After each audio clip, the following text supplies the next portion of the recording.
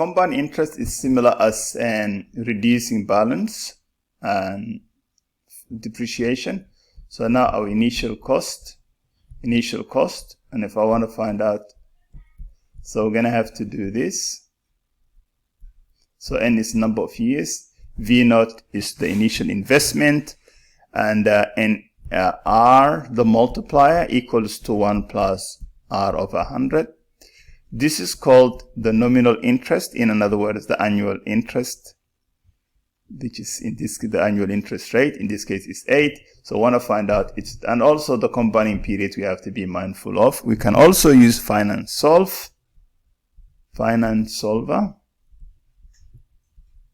from a calculator. I'll show you in a minute. All right, now write Laura's investment as recurrence relation. So if I want to write that one as a recurrence relation, so I have to do it this way here.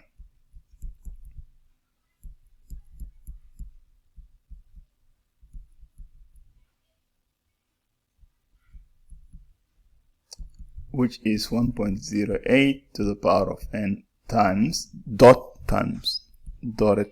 So that's basically means times.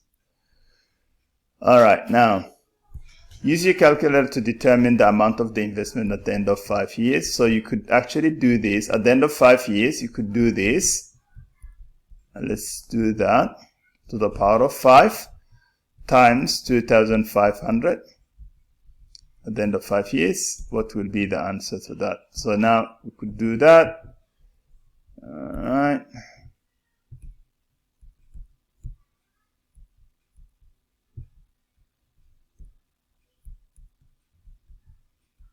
So that gives us, so remember that all your answers has to be nearest 2 decimal places. That's what the VCEE wants you to do. 3,673 and all the cents and 32 cents. All right, now we could use finance solver.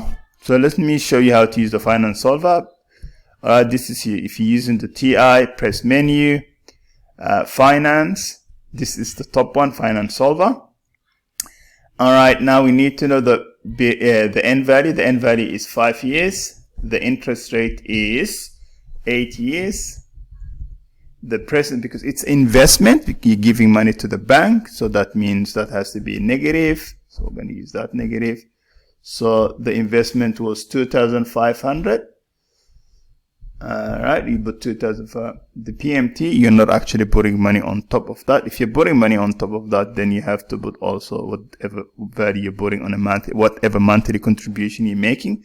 The fact that he's not making any more monthly contributions, so we don't want to have to worry about that one there. So we want to find out the FV, which is the future value, PPY, that the present, where this one here, we are not going to change, so we're going to keep it 1. If the however, that changes when the combining period changes. If it's weekly, we put 52 there. So we're just going to keep that one as to be 1. So future value, put the cursor there and press enter. And that's exactly the same thing, the same value you got. So if you're using the other one, which is the Casio ClassPad, so this is the first window, move on to the second window and press finance. And now here you have, right, now we have 5 years. So I want to find out, and so end value is 5. The interest rate is 8. And our present value, make sure it's negative as well too. Oops. So put the negative sign there, and that was 2,500. And this one here, I just put 0 there. We don't have that. So PPY, so just put 1 because the combining period is yearly. So you just put 1. If it's anything else, you have to put it. If it's weekly, you put 52. And put the cursor there and press solve. And that's exactly the same thing as we got before. All right, now let's go back to our example. All right, now this is exactly the same time. So now here, if 3,200 is invested for 5 years, 6% per annum with combining period quarterly. So there's 4 quarters in a year. So determine the number of combining periods. So at 5 years, the end value has to be 5 times 4, which is 20. Oops. 5 times 4, which is 20 quarters. Determine the R value combining period. So basically you need to divide that by 4 because the combining period, which is 1.5%. And we're just going to determine the balance of the account after 5 years. So remember, you could use the formula, which is this one here, which is R to the power of N. This is R, by the way. V naught. We can use the finance solver. Let's go back to the finance solver again. So this time here, so multiply by 4. And the interest rate at this time was 6%. Change that again. 6%. If it's investment, keep it negative. The present value has to be negative. If it's investment, if it's loan, it's positive. It's 3,200. So now I want to find out the future value, what it's going to be. And put here 4, because the combining period has changed now this time. It's 4. So put the cursor there. So press enter.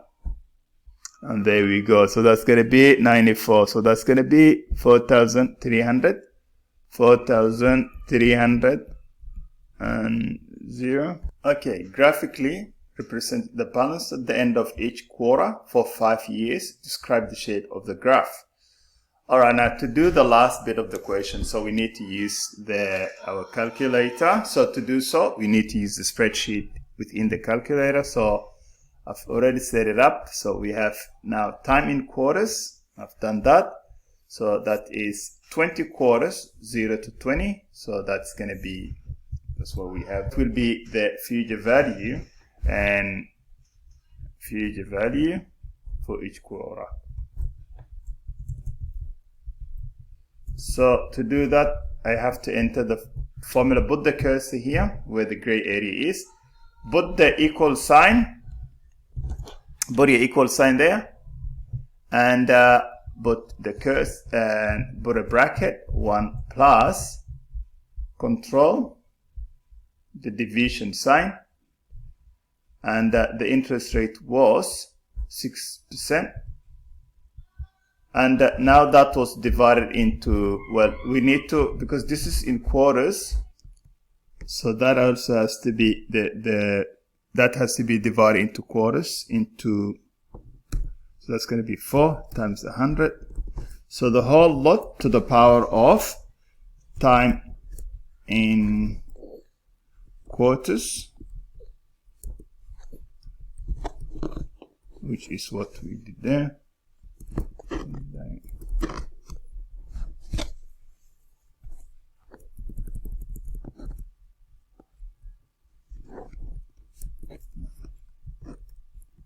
Time in quarters. So what I wrote there?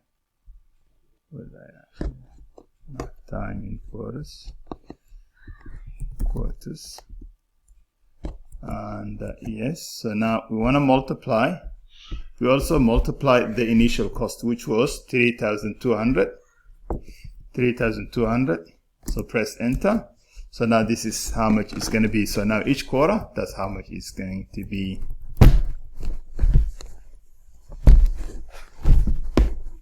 Alright, and that's going to be the 20th quarter. That's how much it is. So let's label this because we want to graph that and see how the graph will look like, the future value.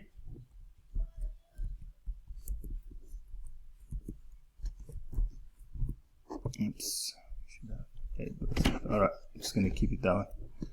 Alright, now. Here we go. Put the bracket 1 plus the control division sign 6 over 4 because we want to divide that into quarters to the power of time in quarters. I think that's how I wrote it.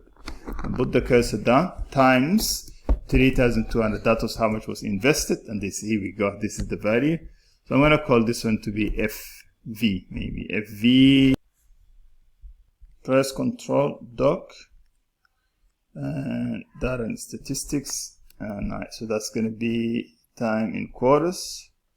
So that's going to be FV2 and that's not, it's more less straight. Well, it's less straight, it's not straight, it's more of a curve, and that's what you would expect it to be. It's more of a curve. So this is more of a curve shape, forms a curve. All right, let's do the next example. So Ray deposited 5,000 in investment account earning per annum, compounding quarterly. So we just have to divide that into quarters. So we just have to use our formula, which is V. Well, this one is R. Well, I have to do this.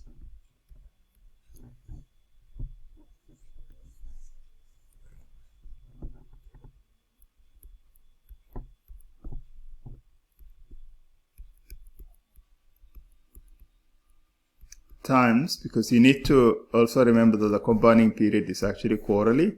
So times that to the power of n times 4n times whatever the value was, 5,000.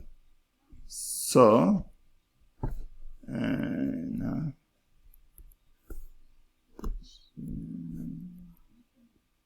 So that's going to be 1 times.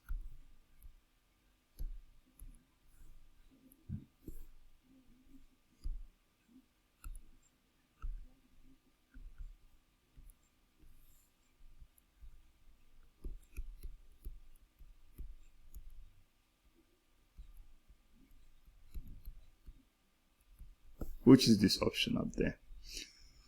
All right, so calculate the interest rate. So it's asking us the I value, this one here. We can use the finance solver.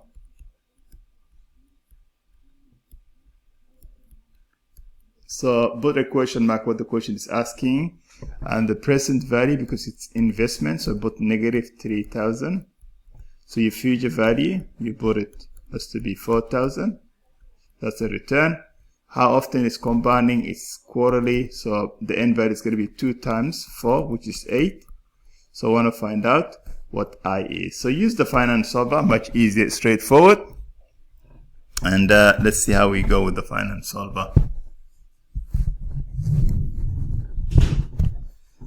Alright, so that's going to be menu, finance, the top one, finance solver. So we'll put 8 there. The interest rate, I think, what was it? It's going to be, we want to find out the interest rate. So we don't know what it is. So now the amount that was invested was 3,000. Alright, and this one here, the future value was 4,000. Alright, and that's positive, the future value. So now is this other one. So you can also do the same thing again. So let's put the end value there. Which is 8. We don't know this one, but this one here is going to be negative. So that was 3,000, and our future value was 4,000 again, and the compounding period is 4. Put 4 there, and put 4 there as well, and press end. That's what happened there? Just end that. Let's do that one again. Alright. Now let's actually put this one again. So I want to begin. Alright. Now let's put the values now. That was 8. And that's what we're looking for. And that's negative 3,000. And this one was 4,000. And the compounding period is quarterly. And put quarter as well. And put the cursor here where you want it to be solved. And there we go. That's going to be 14,065. Alright, let's look at the so now this time it's asking us the end value. So always put the question mark what the question is asking and write it down what's given now here. That's given. And now how many years it will take 2,000 to amount to 3,000. So this is your future value. This is your present value, and do the same thing. You should be able to get it. And the combining annually. So the combining period, PPY, is going to be 1. So you try now this time. You're going to try also this time here how much the end value. Again, it's asking you the end value.